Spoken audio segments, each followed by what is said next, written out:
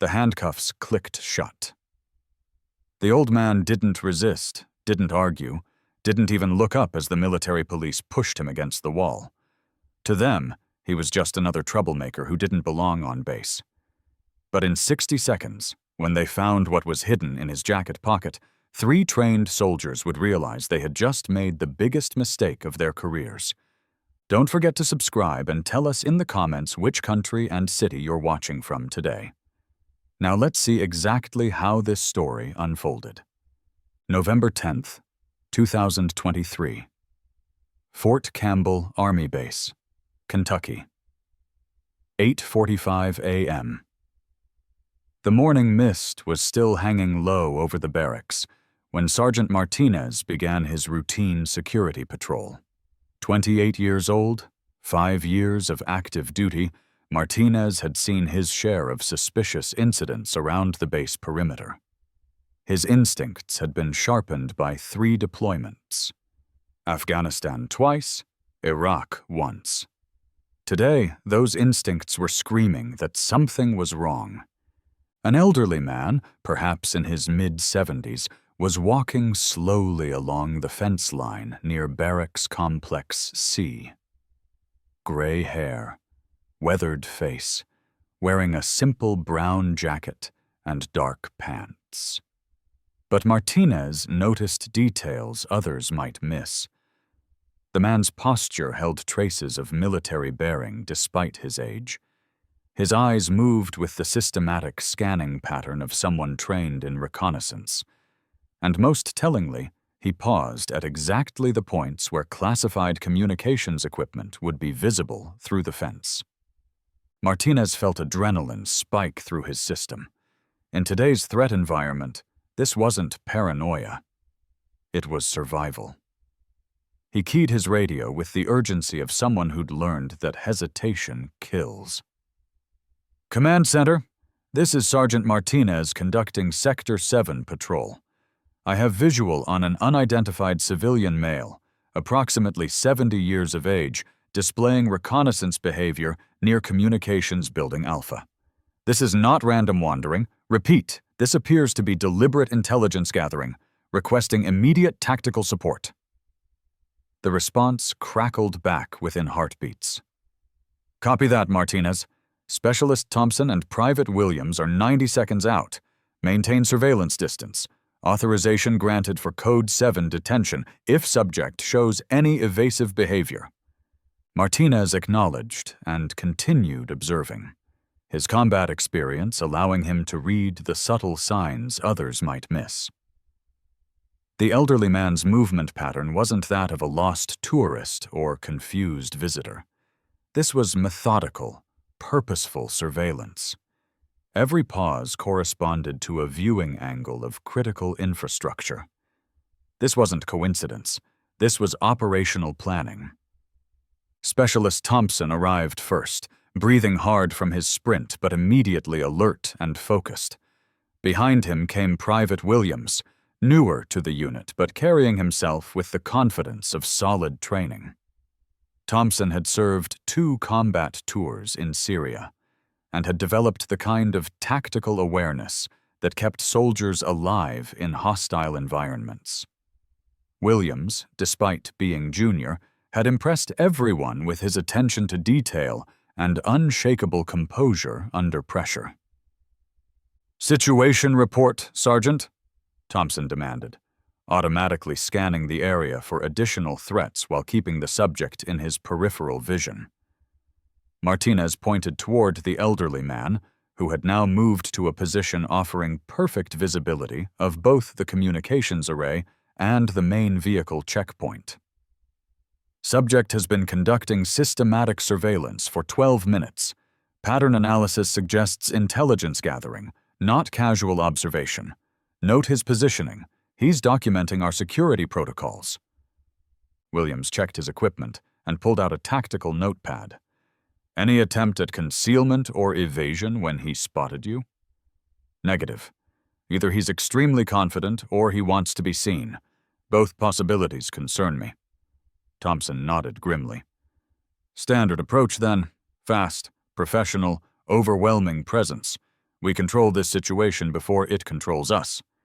The three soldiers moved with the coordinated precision of a team that had trained together extensively. Martinez took point. Thompson flanked right. Williams covered the left approach. Their formation created an inescapable tactical triangle around their target, a maneuver they'd practiced hundreds of times. "Freeze! Military police!"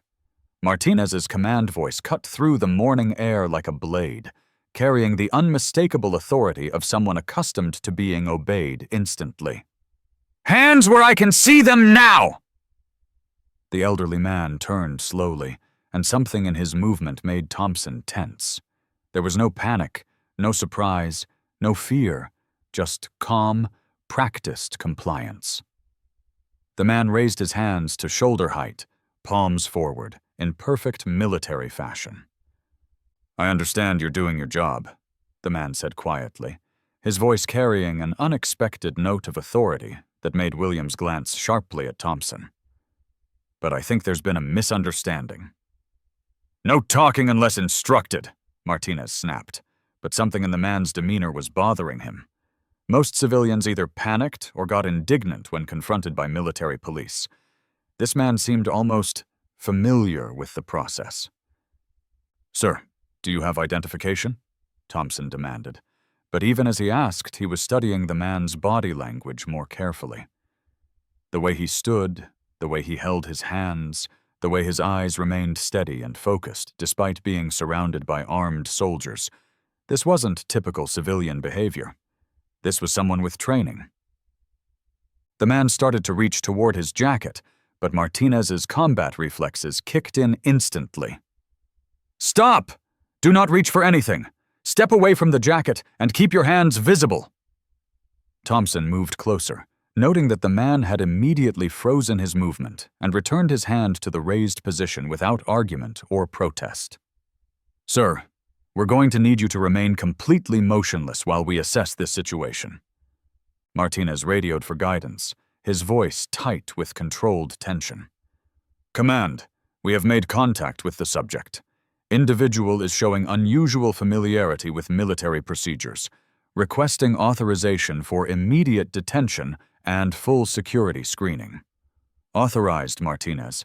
Major Turner is en route to security office. If subject cannot provide satisfactory identification and explanation, detain pending full investigation." "Sir," Thompson said, producing handcuffs, "you're being temporarily detained for questioning regarding suspicious activity in a restricted area. This detention is being conducted under federal authority.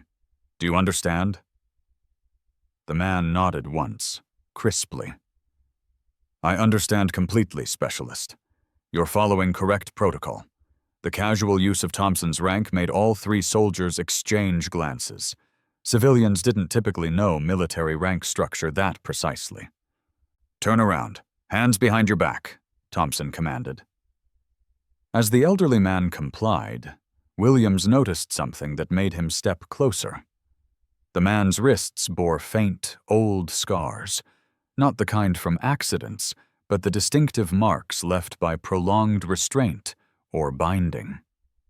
Someone had been a prisoner before, but the scars were decades old. The handcuffs closed with their distinctive metallic click, but the man showed no distress, no anxiety, no reaction at all. He simply waited, standing at something very close to military attention, despite having his hands restrained behind his back. "Sir," Martinez said, "we're going to escort you to our security office for processing. Walk normally, don't attempt to run or resist, and this will go smoothly for everyone." As they began the walk toward the security building, Thompson found himself studying their prisoner more intently. The man moved with a slight limp, favoring his left leg, but his pace was steady and his breathing controlled. Most significantly, he seemed to know exactly where they were going without being given directions. When they reached a fork in the path, he automatically turned toward the security office before being told which way to go. "You've been here before," Williams observed. It wasn't a question. The man glanced back at him with what might have been a slight smile. A long time ago, son. Things have changed, but not everything. Thompson felt a chill run down his spine. There was something in the man's voice, some quality of experience and authority that was making him deeply uncomfortable about this entire situation. The security office loomed ahead, a stark concrete building designed more for functionality than comfort. Major Turner was already waiting for them, and Thompson could see from his expression that the Major was taking this situation very seriously. Turner had a reputation for thoroughness that bordered on the obsessive, especially when it came to potential security breaches. "Report, Sergeant Martinez." Turner's voice was crisp, professional, betraying none of the curiosity Thompson knew he must be feeling. "Sir, at approximately 8:45 hours, I observed this individual conducting what appeared to be systematic surveillance of restricted facilities in Sector 7. Subject was moving along the perimeter fence in a pattern consistent with intelligence-gathering activities. When approached, subject displayed unusual familiarity with military procedures and terminology. Turner studied the elderly man with the intensity of someone trained to read people under pressure. "What's your name?" "Robert Anderson, sir." The response was immediate, clear, and delivered with the kind of respectful firmness that Turner recognized immediately. This wasn't how civilians typically addressed military officers. "And what brings you to Fort Campbell today, Mr. Anderson?" "I came to visit an old friend's grave, sir." Someone I served with many years ago. The word "served" hit Turner like a physical blow. If this man was a veteran, then everything about this situation had just become infinitely more complicated. "What branch?" "Army, sir." "1st Infantry Division, 2nd Brigade Combat Team." Turner's expression shifted subtly. The big red one. That was serious business. "What years?" Turner pressed. 2003 to 2004, sir. Operation Iraqi Freedom." Turner felt his stomach tighten. Early Iraq deployment meant this man had been through some of the worst fighting of the entire war. "And this friend you came to visit?" "Sergeant Michael Rodriguez. We were squad mates in Baghdad. He was killed in Afghanistan in 2011, but he's buried here because Fort Campbell was his home station before his final deployment." The name Rodriguez rang a distant bell in Turner's memory, but he couldn't quite place it. "Mr. Anderson, the cemetery is accessible through the main gate with proper identification. What were you doing near our restricted communications facility?" Anderson's face showed genuine confusion mixed with what looked like embarrassment. "I'm afraid I got turned around, sir. I haven't been on this base in almost 20 years. My GPS seemed to be malfunctioning, and I was trying to figure out how to get to the cemetery when your soldiers approached me." Martinez interjected, his voice still tight with suspicion. "Sir, his movement pattern was consistent with deliberate reconnaissance, multiple stops at positions offering optimal viewing angles of our classified installations. This wasn't random wandering." Turner nodded thoughtfully. Martinez was a good soldier with solid instincts. If he thought something was wrong, it probably was. "Mr. Anderson, I'm going to need to see some identification." "Specialist Thompson, remove the restraints and conduct a thorough but respectful search." Thompson unlocked the handcuffs, and Anderson rubbed his wrists gratefully, the old scars more visible now in the office lighting. "Thank you, Specialist." "May I remove my jacket?" "Slowly, and keep your hands where we can see them." Anderson carefully removed his brown leather jacket and handed it to Thompson, then stood still while Thompson conducted a professional pat-down search. "Clean, sir." No weapons, no recording devices, no suspicious items on his person. Thompson then began systematically checking the jacket pockets. Outside left pocket, Car keys, Ford model. Outside right pocket, wallet with driver's license, what appears to be a Veterans Administration ID card, and approximately $40 in cash. The mention of a VAID made Turner lean forward with increased interest. Thompson continued his search. Inside right pocket, cell phone, appears to be standard civilian model, and a small packet of tissues. Then Thompson's expression changed as his fingers found the inside left pocket. "Sir, there's something else here." "Feels like a small box, wrapped in cloth or leather." Thompson carefully extracted the object. A small brown leather box, old and worn, but obviously maintained with great care. The leather was supple despite its age, and the brass clasp showed the kind of patina that comes from years of careful handling. "What is this, Mr. Anderson?" Turner asked, his voice now carrying a note of genuine curiosity rather than suspicion. For the first time since the encounter began, Anderson's composure showed a crack. His voice was quieter, more careful. "Sir, please handle that very gently. It's the most important thing I own." Turner took the box from Thompson, feeling its weight, heavier than its size would suggest, with the solid heft of something built to last. "May I open it?" Anderson nodded, but Turner could see tension in his jaw, a tightness around his eyes that spoke of deep emotional significance. Turner opened the brass clasp and lifted the lid. What he saw inside made him freeze completely. Resting on a bed of faded white silk was a Purple Heart medal. The distinctive purple ribbon with white edges, the gold-bordered heart-shaped medal with George Washington's profile, and the inscription "For Military Merit" gleaming softly in the office lighting. Turner had seen Purple Hearts before, but somehow this one seemed different, more significant. He carefully lifted the medal to examine the reverse side, where he found an engraved inscription that made his blood run cold. "Sergeant Robert Anderson, 1st Infantry Division, Operation Iraqi Freedom, March 15, 2004. For wounds received in action against an armed enemy."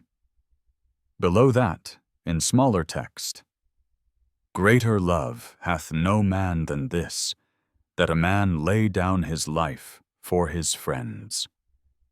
The office fell completely silent.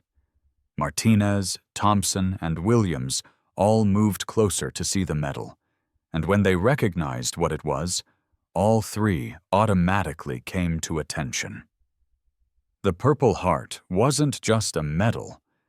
It was proof of blood sacrifice, of wounds received in service to country.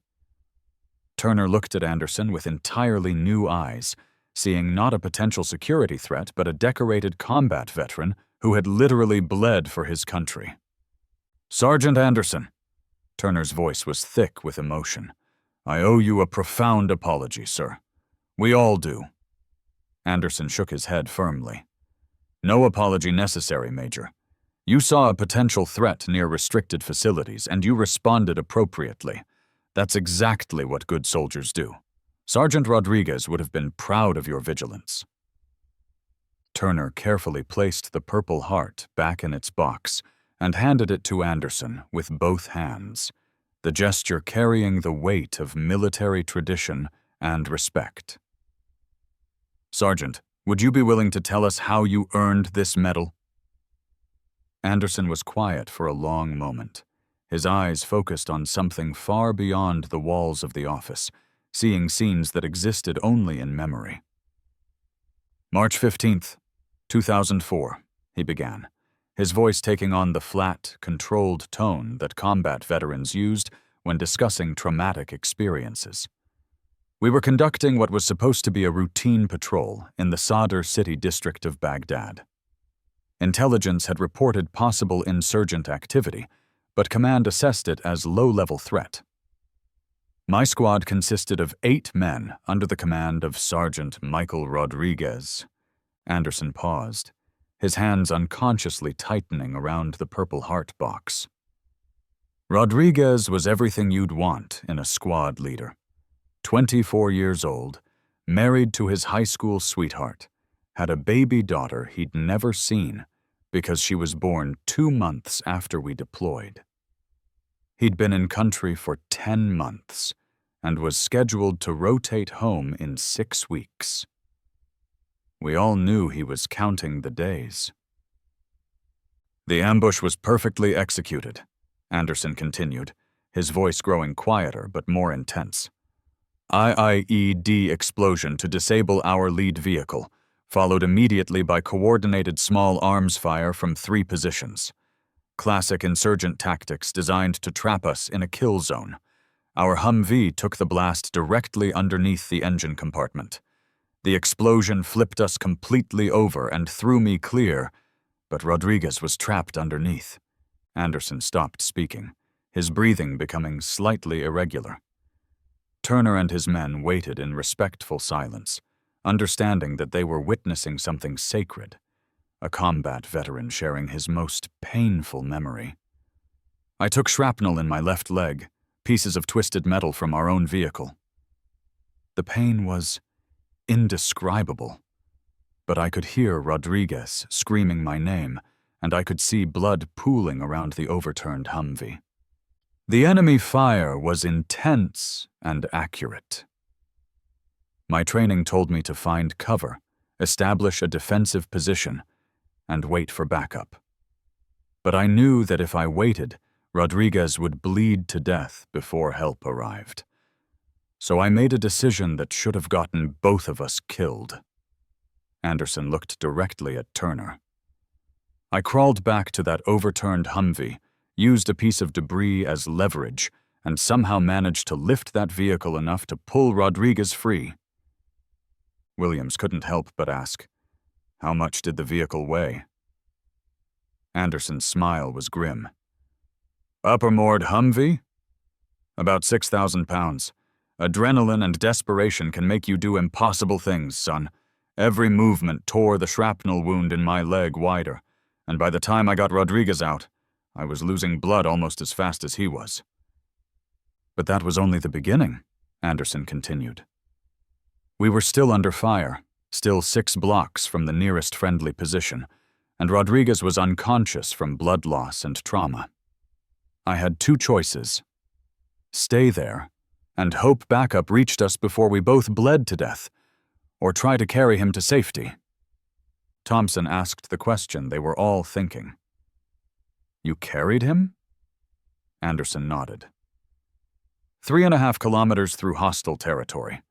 Took me 4 hours and 23 minutes. I know because I was watching my watch, afraid I was going to pass out and lose track of time. Every step was agony, but I kept thinking about his wife and that baby girl he'd never seen. I wasn't going to let them lose their husband and father if I could prevent it. The silence in the room was profound, broken only by the soft hum of the air conditioning and the distant sounds of military vehicles outside. Finally, Martinez asked, "Did he make it, Sergeant?" Anderson's expression softened slightly. "He made it. Spent 3 months in a German military hospital, then 6 more months at Walter Reed for rehabilitation. He recovered completely, got to go home to his wife and meet his daughter for the first time. They had 6 more years together." "What happened after 6 years?" Turner asked, though something in Anderson's expression suggested he already knew the answer would be painful. "Second deployment to Afghanistan, 2011. His convoy hit an IED outside Kandahar. He was killed instantly along with 3 other soldiers. Sarah, that was his wife, she was pregnant with their 2nd child when we got the news. The weight of that revelation settled over everyone in the room like a physical presence. Turner was the first to speak. "That's when you started coming here every year?" It wasn't a question. Anderson nodded slowly. I made him a promise while I was carrying him through Baghdad. I told him that if we both made it home, I'd never forget what we'd been through together. And if one of us didn't make it, the one who survived would remember for both of us. Anderson touched the Purple Heart box gently. After he died in Afghanistan, that promise became the most important thing in my life. Every year on March 15th, the anniversary of the day I pulled him out of that Humvee, I come here to visit his grave. I tell him about my year, about his daughter growing up, about how the world is changing. And I make sure he knows he's not forgotten. Turner stood up from his desk, his expression grave. Sergeant Anderson, on behalf of this installation and the United States Army, I want to formally apologize for the treatment you received today. We had no way of knowing who you were or what you'd sacrificed for this country, but that doesn't excuse the fact that a Purple Heart recipient was handcuffed and detained while trying to honor a fallen comrade. Anderson raised his hand in a gesture of dismissal. Major, please don't apologize. These young soldiers did exactly what they should have done. An unidentified person conducting apparent surveillance near restricted facilities is absolutely a legitimate security concern. Michael Rodriguez would have done exactly the same thing in their position, and he would have been right to do it. But Turner wasn't finished. Nevertheless, I want to make this right. Sergeant Martinez, I want you to personally escort Sergeant Anderson to the cemetery in an official vehicle with full military honors.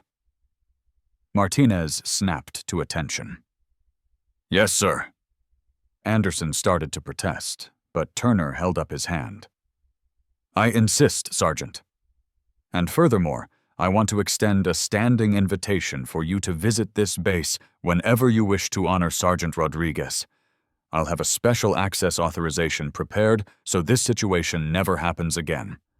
Turner paused, then continued with obvious sincerity. There's something else. We have a Veterans Day ceremony coming up in 2 weeks. Would you consider being our guest speaker? I think the soldiers on this base, especially the younger ones, need to hear stories like yours. They need to understand what real sacrifice looks like, what genuine loyalty means. Anderson considered this carefully. Would I be allowed to talk about Michael's story too? About what kind of soldier and man he was. Sergeant, you can talk about anything you want. This will be your podium, and we'll be honored to listen. Then I accept, Major. Michael deserves to be remembered by more people than just me. Turner extended his hand, and Anderson shook it firmly.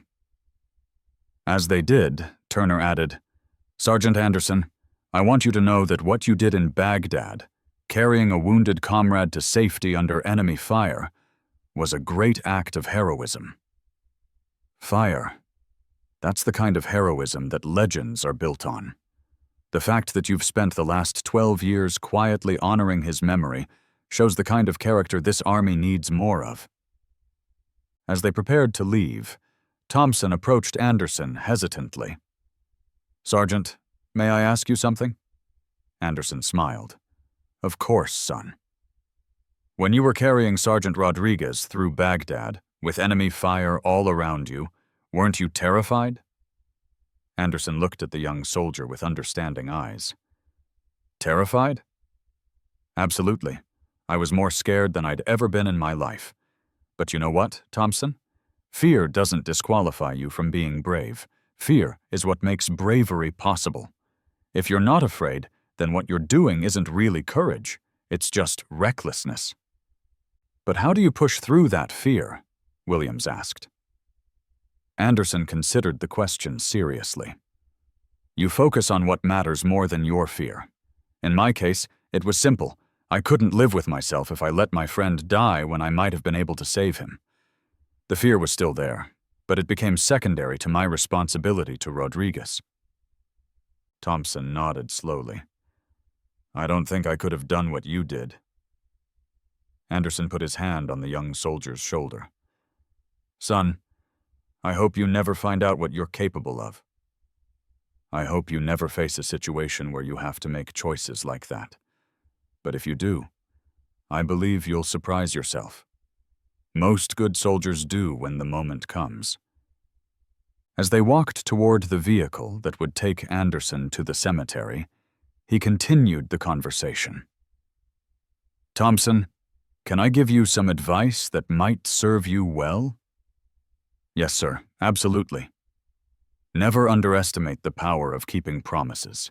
This Purple Heart isn't just about the wounds I received, or even about what I did in Baghdad. It's about a promise I made to a friend in the worst moment of both our lives. Every year when I come here, I'm keeping that promise. That's what honor really means. Doing what you said you'd do, even when it's difficult, even when it hurts, even when no one would blame you for giving up." The drive to the cemetery was quiet, with Thompson occasionally glancing in the rearview mirror at Anderson, who sat holding the Purple Heart box in his lap like a sacred relic.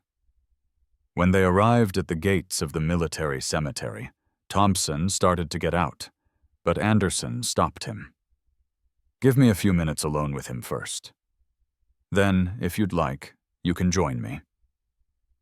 Thompson nodded and waited in the vehicle, watching as Anderson walked slowly among the white headstones, his slight limp more pronounced now, perhaps from the strain of reliving painful memories. The cemetery was beautifully maintained, with rows of identical white marble markers stretching across manicured grass, each one representing a life given in service to country. Anderson found Rodriguez's grave easily. He'd made this pilgrimage 12 times now, and he could navigate to the spot in his sleep. The headstone was simple, elegant. Michael Anthony Rodriguez, Sergeant, U.S. Army, beloved husband and father, March 22, 1980, September 18, 2011. He gave all. Anderson knelt down on the grass, placed the Purple Heart box on the ground in front of the headstone, and opened it. He took out the medal and held it in both hands, the purple ribbon draped across his fingers, the gold heart catching the morning sunlight. "Hello, Michael. I'm back, just like I promised. Sorry I'm a little late this year, but I had some excitement getting here." Anderson's voice was soft, conversational, as if he were talking to a living friend. "Your buddies at Fort Campbell arrested me. Can you believe that? Thought I was some kind of terrorist or spy." Anderson chuckled softly. "You would have gotten a kick out of that. Remember how you used to say I looked too harmless to be a real soldier? Anderson, you'd say, you look like someone's accountant, not someone who can hump a ruck 20 miles through the desert. Well, today I looked harmless enough that they thought I might be up to something dangerous." His expression grew more serious. "I miss you, brother. I miss having someone who understood what we went through over there. Most people can't comprehend what it's like to see your friend trapped under a burning vehicle, to make the decision to risk everything to pull him out, to carry him through hell and somehow both survive, even if only for a while." Anderson was quiet for several minutes, just sitting in the morning sun next to his friend's grave, holding the Purple Heart that connected them across the years and across the barrier between life and death. "I've been thinking about what you'd say about this world today, Michael. All the division, all the anger, all the people who've forgotten what it means to serve something bigger than themselves. But then I meet young soldiers like that Thompson kid, and I remember that there are still good people wearing the uniform, still people who understand duty and honor and sacrifice." After about 10 minutes, Anderson gestured for Thompson to join him. The young soldier approached respectfully and stood at attention. "At ease, son. Michael wouldn't want you standing on ceremony." Thompson relaxed slightly, then knelt down next to Anderson. "Tell me about him, sir. What was Sergeant Rodriguez really like?" Anderson smiled, the first genuinely happy expression Thompson had seen from him all day. He was the best kind of soldier, Thompson. Tough when he needed to be, but never cruel. Smart, but not arrogant about it, and absolutely devoted to his men. He would have died for any one of us without hesitation, and we all knew it. That's why when the moment came, I couldn't let him die if there was anything I could do to prevent it. Is that why you saved him? Thompson asked quietly. Because you knew he would have done the same for you? Anderson shook his head.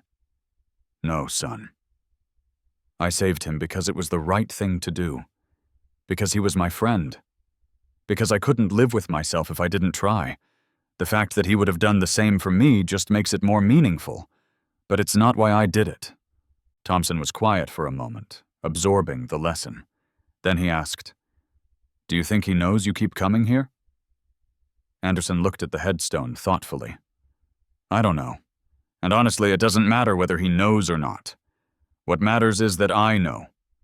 What matters is that I keep my word. That's what integrity means, Thompson. Doing the right thing whether anyone sees you or not, whether anyone appreciates it or not, whether it benefits you or not. They sat in respectful silence for several more minutes before Anderson carefully placed the Purple Heart back in its box. Time to go, Michael. But I'll be back next year, I promise. As they walked back toward the vehicle, Thompson asked, Sergeant Anderson, what do you do now? I mean, for work? I'm a high school history teacher, Anderson replied. Have been for 15 years now.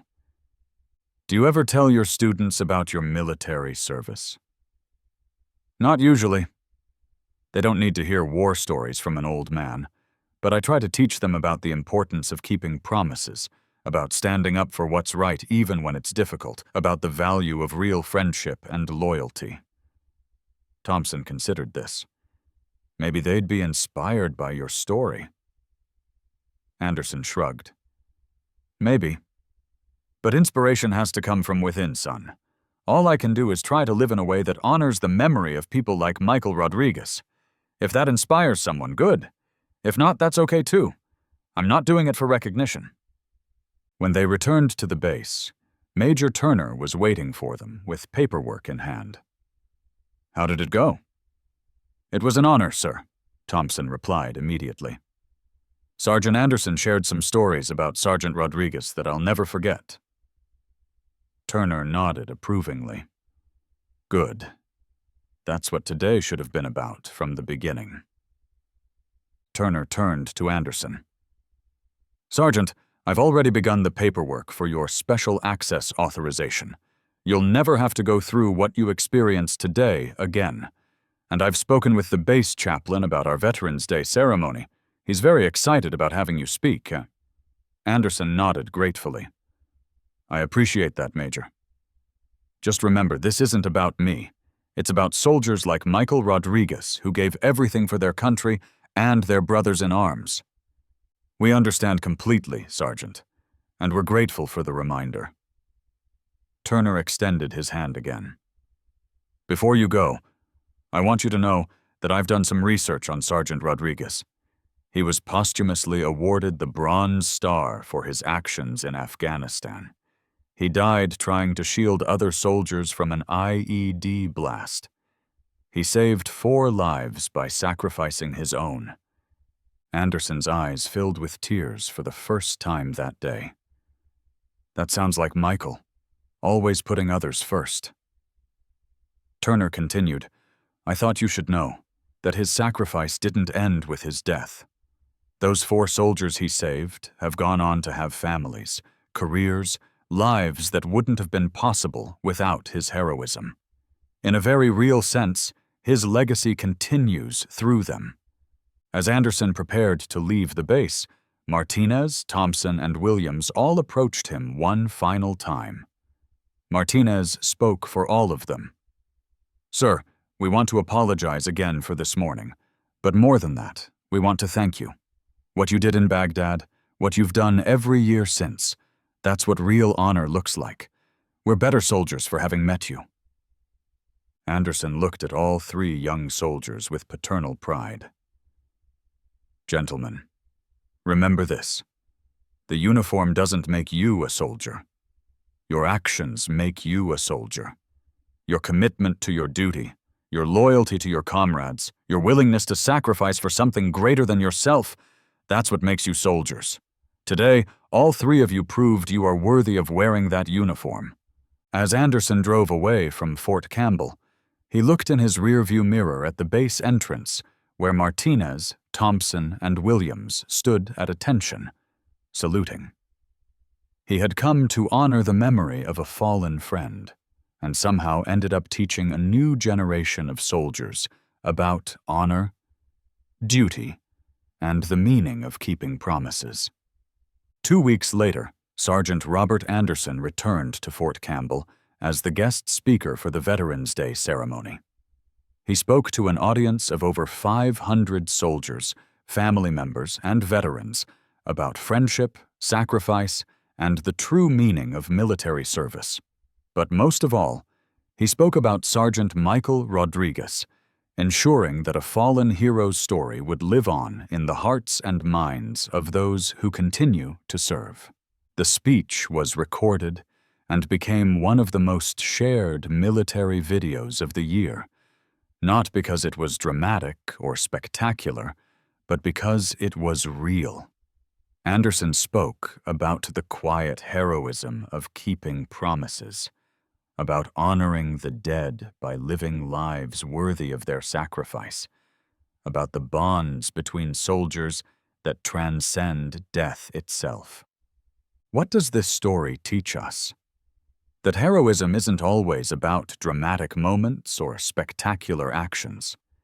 Sometimes it's about the quiet promises we make to each other, the commitments we honor even when no one is watching, the memories we preserve of those who can no longer speak for themselves.